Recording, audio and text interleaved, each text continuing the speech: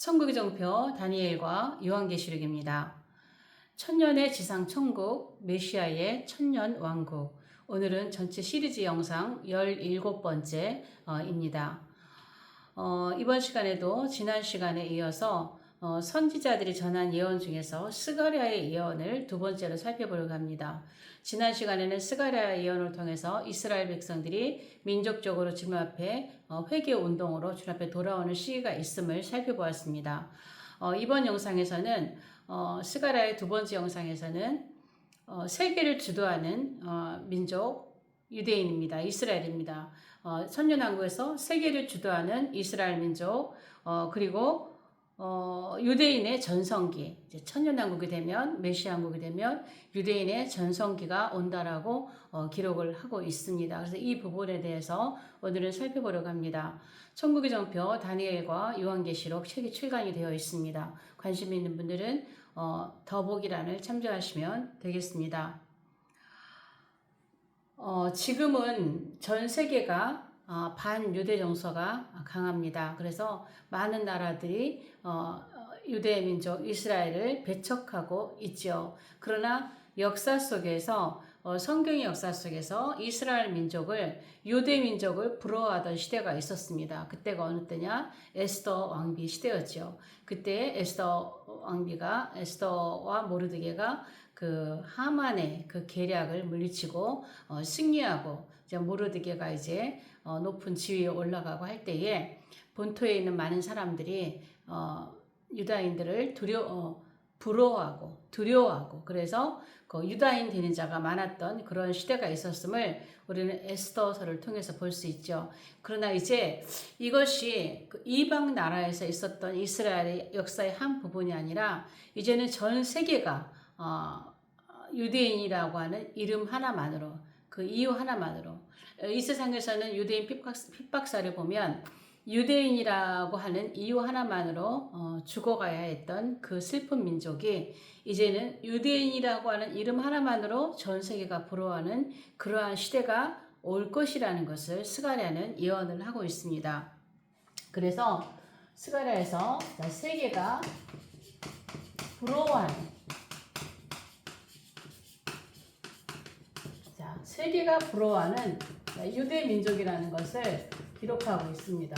스가랴 8장 20절에서 23절에 쭉 보면 천년왕국에서 유대인의 위상이 얼마나 높아 있는가를 우리는 이 스가랴 8장에 있는 말씀을 통해서 볼 수 있습니다. 모세 시대에는 레위 지파가 주도적으로 이끌어갔습니다. 여호수아 시대에는 에브라임 지파가 주력 지파였습니다. 그러나 천년왕국은 유다 지파가 이제 주력 지파가 되어서 유대인만을 이끌어가는 것이 아니라 전 세계를 주도하는 주력 국가가 된다라는 것입니다. 자, 이 천년왕국은요, 지금은 이스라엘이 땅덩어리도 좁고 그렇지만 이 천년왕국이 되어지면은 창세기 15장에서 18절에 아직 성취되지 않은 아브라함의 햇불 언약에서 애굽강에서부터 어디까지? 유브라데까지, 큰 강 유브라데까지 하나님께서 아브라함의 후손에게 주심하고 약속하셨던 이 언약이 비로소 메시아 왕국에서 이루어진다라고 하는 그러한 예언을 하고 있죠. 그래서 이들은 이제 천년왕국 가면 이 땅이 넓어지니까 이 메시아 왕국의 이스라엘의 땅 지경이 굉장히 넓어집니다. 땅 지경이. 이스라엘 지경이 굉장히 지경이 넓어지고 땅이 넓어지면서 초강대국이 되는 거예요. 초강대국. 이스라엘이 땅도 넓어지고 이제 이 천년왕국 자체가 유대인들이 주도하는 또 그중에서도 유다 지파가 주력이 되는 그러한 국가이다 보니까 그러한 이제 나라이다 세계이다 보니까 이 이스라엘은 초강대국으로 전 세계에 굉장한 큰 영향력을 끼치는 그러한 나라가 된다라고 스가랴는 예언을 하고 있습니다. 그래서 이때의 유대인들이 이제 후 3.5년부터 이제 주님 앞에 회개하고 돌아왔죠. 유대 민족 전체가 민족적으로 돌아와서 이 천년왕국이 와서는 유대인들이 오직 만군의 여호와를 찾습니다. 자, 만군의 여호와. 만군의 여호와를 찾고 그에게 은혜를 구합니다. 자, 그래서 어디로 가요? 예루살렘으로 올라가서 이들은 하나님께 경배하고 예배해요. 그런데 중요한 것은 만군의 여호와를 찾고 그에게 은혜를 구하는 이 일을, 이것을 보고 스가랴 8장에서 기록하고 있는 것은 뭐냐면은 많은 백성과 강대한 나라들이 여기 함께 한다는 거예요. 제가 굳이 적는 이유는, 자, 많은 백성과 강대한 나라들. 이게 뭐라는 거예요? 이게 많은 백성과 강대한 나라들이 세계 이방인이라는 얘기예요. 세계 이방인. 유대 민족만 하나님께 예배하고 경배하는 그러한 나라가 아니라 유대 민족이 전체가 민족적으로 돌아와서 이제 하나님을 반역하지 않고 하나님 앞에 죄를 짓지 않고 이제 죄가 끝나고 죄악이 영속됐잖아요. 허물이 다 그쳤잖아요. 다니엘 9장 24절의 예언과 같이 후 3.5년에 이들이 다 지난 시간에 말씀드린 것처럼 주님 앞에 돌아와서 하나님께 예배하고 예루살렘에 올라와서 만군의 여호와를 찾고 그분께 은혜를 구하는데 유대 민족만 이렇게 하는 것이 아니라 이렇게 하나님께 경배하고 예배하기 위해서 예루살렘으로 올라가는 이들을 보고 많은 백성과 강대한 나라들, 이런 세계 이방인들이 여기에 동참을 한다는 거예요. 세계 이방인들이 이들을 예배 드리는 것을 보면서 내가, 여러분들이 이 본문을 여러분 보시면 너희가 하나님께, 자, 잠깐 읽어드리겠습니다. 자, 20절부터 보면은 8장 20절부터 보면은 만군의 여호와가 이같이 말하노라. 다시 여러 백성과 많은 성읍의 주민이 올 것이라. 이 성읍 주민이 저 성읍에 이르기를 우리가 속히 가서 만군의 여호와를 찾고 그분께 은혜를 구하자 얘기해요. 이스라엘 백성들이 이렇게 얘기를 하면 22절에 많은 백성과 강대한 나라들이 예루살렘으로 와서 만군의 여호와를 찾고 여호와께 은혜를 구하리라. 이스라엘 백성들이, 유대인들이 하는 이것을 그대로 많은 백성과 강대한 나라들이 함께 따라한다는 거예요. 함께 따라한다는 거예요. 이들도 똑같이 만군의 여호와께서 나와서 그분께 은혜를 구하고 여호와를 찾고 그분께 은혜를 구한다는 거예요. 그런데 23절에 재미있는 말씀이 있어요. 8장 23절에 만군의 이와 같이 말하노라. 그날에는 말이 다른 이방 백성이 어디예요? 유대인이 아닌 이방 민족이라는 거예요. 말이 다른 이방 백성. 자, 이방 백성. 제가 여러 번 얘기를 하는 거겠지만 10명이 유대인 한 명을 붙잡아요. 한 명을 붙잡고 그야말로 통사정을 하는 거예요. 자, 말이 다른 이방 백성 10명이 유다 사람 하나의 옷자락을 잡을 것이라. 곧 잡고 말하기를 하나님이 너희와 함께 하심을 들었나니 우리가 너희와 함께 가려 하노라 하니라. 이거예요. 이방 백성 10명이 유다 사람 한 사람의 옷자락을 붙잡고 하나님이 너희와 함께 하심을 들었다. 나도 가서 너희와 함께 예루살렘에 가서 예배하고 싶다. 제발 나 좀 데리고 가달라.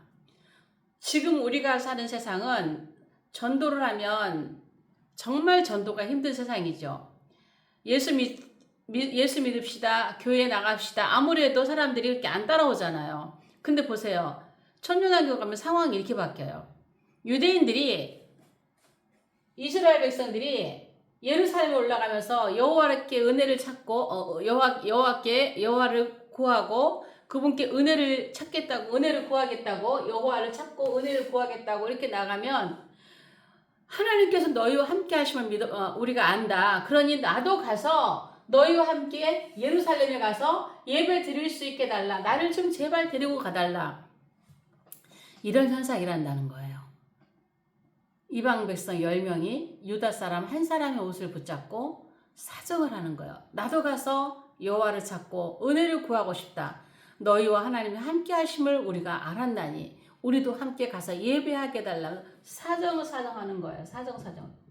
그러면 여러분 이때쯤 되면 유대인들은 어깨에 뭐가 들어갈까요? 힘이 그냥 들어가는 거죠. 힘이 들어가는 거죠. 좋아? 그래? 같이 가자? 뭐 튕기고 그냥 가는 정도로 이렇게 유대인의 위상이 달라지는 때가 천년왕국이에요.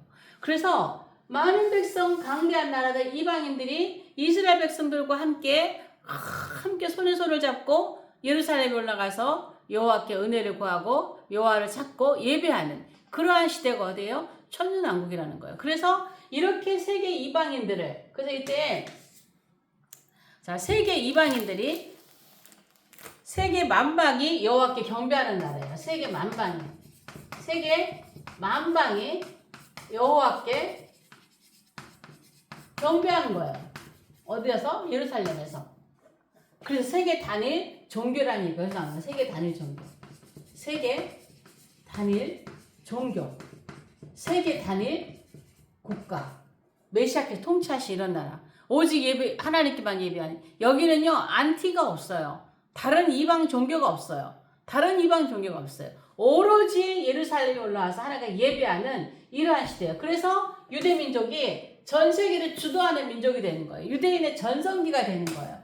유대인의 전성기. 모든 나라 모든 백성들이 유대인을 부러워하는 유대인이라고 하는 이름 하나만으로 이들을 부러워하는 이러한 시대가 천년왕국. 유대인의 전성기가 이루어지는 시대가 메시아 왕국, 천년왕국이라고 스가랴 8장은 증거하고 있습니다. 두 번째로 스가랴에서 말씀하고 있는 게 뭐냐면 초막절 있어요. 초막절 절기. 이 초막절 절기는 전 세계인의 의무 행사가 된다라고 말했어요. 의무 행사. 초막절 절기는 전 세계인의 의무 행사가 된다라고 스가랴 14장 16절부터 쭉 말씀을 하고 있습니다. 이스라엘을 치러왔던 예루살렘을 치러왔던 이방 나라들 중에 14장에 보면 14장 16절에 보면 예루살렘을 치러왔던 이방 나라들 중에 남은 자가 해마다 올라와서 이 남은 자가 뭐냐면 아마겟돈 전쟁 후 최후 민족 심판에서 살아남은 민족들이에요. 예루살렘을 치러왔던 이 민족들 중에 이방 나라들 중에 예루살렘을 치러왔던 이방 나라들 중에 남은 자가 해마다 올라와서 그러니까는 남은 자들이 천년왕국에 이 몸을 갖고 들어가는 거예요. 영생의 몸이 아니라 이 썩는 다시 죽는 이러한 몸을 갖고 들어가는 이방 민족들이 많이 있다라고 얘기하는 거예요. 근데 그들이 이방 나라들 중에 남은 자가 해마다 올라와서 그 왕 만군의 여호와께 경배하며 초막절을 지킬 것이라. 초막절을 지킬 것이다라고 얘기를 하고 있어. 자, 이 초막절은 뭐냐면요. 자, 이 초막절은 이거는 이제 천년왕국. 자, 천년왕국을 성취하는 절기예요. 성취하는 절기예요. 천년왕국 성취하는 절기. 그래서 천년왕국은 초막절이 진행되는 축제가 진행되는 날이 그러한 시기다. 또 어린 양의 혼인 잔치가 진행되는 시기다. 그런 것들을 앞에서 살펴왔었죠. 초막절의 절기, 축제가 진행되는 절기가 이 초막절 행사예요. 그다음에 초막절은 또 예수님의 초림의 탄신일이죠. 탄신일. 지금 우리가 지키는 12월 25일이 예수님의 생일이 아니라 초막절이 예수님의 생일이죠. 그래서 지금도 이스라엘에서는 초막절을 예수님의 탄신일로 지키고 있습니다. 그래서 예수님께서 초막절이 예수님의 탄신이라고 하는 증거 여기서 일일이 다루진 않겠어요. 자, 예수님이 초막절에 태어나셨다라고 하는 그런 여러 가지 성경의 근거에서 유대인들은 12월 25일이 아니라 이 초막절을 예수님의 탄신일로 지키고 있습니다. 또 초막절은 뭘까요? 초막절은 전 세계 열방의 복이 열방으로 하나님의 복이 하나님의 복이 열방으로 흘러 들어가는 절기죠. 하나님의 축복이 복이라고 해야 되죠. 하나님의 축복이 열방으로 열방으로 흘러 들어가는 절기가 초막절기죠. 그래서 이스라엘 백성들은 초막절에 70마리의 황소, 열방을 의미하는 70마리의 황소를 초막절 기간에 하나님께 제물로 드리죠. 그래서 그러니까 이 절기는 어떻게 보면 이스라엘 백성들은 굉장히 선민사상이 강하잖아요. 유대인들만이 천국 가고 이방인들은 지옥 간다 이런 사상이 강한데 이상하게 거기에는 좀 안 맞는 것 같지 않은 이 초막절 절기는 정말 열방에 하나님의 복이 흘러가도록 그들이 이 절기를 통해서 열방을 축복하는 그러한 의사가 초막절이라는 거죠. 유일하게. 그래서 우리는 이 초막절 절기가 7일간 지키고 마지막 하루 더 첫날도 큰 성회, 마지막 8번째 날도 큰 성회 가지고 이 성회를 마치고 8번째 이 8일째 이 성회를 마치고 집으로 돌아가는 것처럼 우리는 이 8은 새로운 시작이에요. 이 초막절 절기 끝에 이 초막절이 뭐예요? 예수님의 지상사역의 마지막 절기죠. 자, 예수 그리스도의 지상사역의 마지막 절기죠. 자, 마지막 절기이면서 이 절기를 통해서 예수님께서는 만왕의 왕이 되시는 거죠. 만왕의 왕. 자, 만왕의 왕은 뭐예요? 열방의 왕이라는 거예요. 만민의 기치로 서신 메시아께서 열방의 왕으로 열방의 축복이 흘러갈 뿐만 아니라 열방을 통치하는 열방의 왕으로 만왕의 왕으로서 통치하시는 이러한 절기가 초막절인 거예요. 그래서 예수 그리스도의 지상사역의 마지막 절기예요. 예수님의 지상사역이 끝났으니까 이제 이 땅에 더 이상 사역이 없어요. 그러니까 초막절을 끝으로 천년왕국을 끝으로 우리는 8일째 행사, 초막절 8일째 행사를 마치고 영원한 천국, 어디로요? 어느 천국이에요? 하늘천국이에요. 하늘천국. 여기는 어디예요? 아버지 집이에요. 아버지 집. 여기에서 영원히 사는 거예요. 우리는 초막절을 마치고 초막절 절기를 끝으로 해서 아버지 집에 들어가는 새로운 시작으로 들어가는 그러한 절기가 되는 것이죠. 그래서 이때는 초막절 절기는 전 세계 모든 사람들이 다 지켜야 하는 의무 절기예요. 그래서 예수님께서는 이 초막절에 불참자가 있어요. 초막절에 불참자. 자, 재밌습니다. 자, 초막절에 불참자는 천연하게 보면은요, 여기 이제 14장 16절부터 쭉 보면은 이 불참자에게 하나님께서 벌을 내리세요. 그리고 그 나라에는 기근조예요. 기근이 오니까는 당연히 천연왕국에 뭐가 있다라는 거예요? 흉년이 있다라는 거예요. 비가 안 오니까. 기근이니까. 재앙도 내리고, 벌도 내리고. 비를 안 주신다니까, 하나님께서. 예수님께서 이 땅에서 우리와 함께 통치하고 사시면서도 비를 내리고 안 내리는 권세가 주님께 있는 거예요. 이러한 권세를 가진 하나님과 함께 사는 나라가 이 천년왕국이에요. 그래서 벌을 내린다.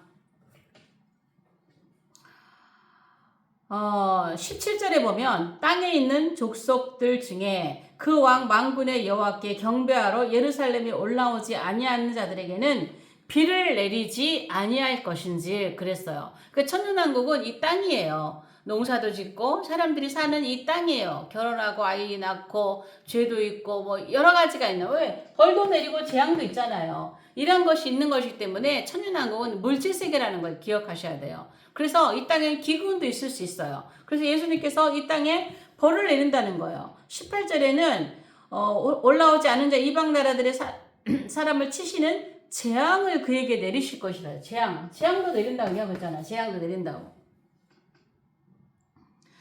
19절에는 애굽 사람이 이방 나라 사람이나 초막절을 지키러 올라오지 아니하는 자가 받을 벌이 그러하니라. 벌을 내린다는 거예요. 그래서 천년왕국 이 땅에서 일어나는 메시아 왕국 천년왕국은 땅에서 이루어지는 지상 천국이라는 걸 기억하셔야 돼요. 그래서 주님 메시아께서 함께 하시지만 100% 완벽한 하늘 천국이 아니라는 것, 이 땅의 지상 천국이라는 것을 기억하셔야 돼요. 우리가 천년왕국에 대해서 참 사람들이 오해를 많이 하고 있고 전천년을 지지하는 분들도 제가 천년왕국을 굉장히 길게 풀어가고 있죠. 가능한 그 조금이라도 좀 세심하게 풀어가고 있습니다. 그래서 우리가 보지 못했던 이러한 부분들을 좀 보면서 천년왕국, 지금 뭐 반복되는 부분들도 많이 있어요. 자꾸 반복이 되면서 여러분들이 천년왕국을 관심을 가지고 공부하시는 분들은 이 천년왕국에 대해서 좀 자세하게 볼 수 있는 기회가 되실 것입니다. 자, 이렇게 불참자에게 벌도 내리시고요. 또 이 천년왕국이 뭐냐면 이제 이 초막절 행사장이라고 할까요? 행사장이라고 해야 되나? 좀 표현을 어떻게 해야 될지 모르겠는데, 어떻게 보시면 되냐면, 1년에 한 번씩 초막절에 전 세계의 모든 사람들이, 물론 전 세계 모든 사람들이 다 올라오는 건 아닐 거예요. 그 나라 대표들이 올라온다거나, 그렇게 예배를 하게 될 거예요. 그런데 초막절의 행사장의 장면을 보면은요, 지금도 예루살렘이 높은 곳에 위치하고 있어요. 근데 천년왕국 가면 이제 지형이 바뀌죠, 한번. 예전에 홍수 사건 이후로 지형이 바뀌었던 것처럼, 이제 마지막 7번째 대접과 여러 가지 그 마지막을 심판하면서 지형이 바뀌는데, 예루살렘이 높은 곳에 위치한다 그래요. 그리고 그 밑에는 평지가 된다는 거예요. 그러니까 예루살렘이 높은 곳에, 시온산의 높은 곳에 위치하고 그 밑에는 평지가 된다라는 말씀이 있는데, 좀 성경 구절 좀 적어볼게요. 자, 스가랴 14장 10절, 미가 4장 1절, 이사야 2장 2절 3절, 또 이사야 40장 4절. 자, 여기 보면은요,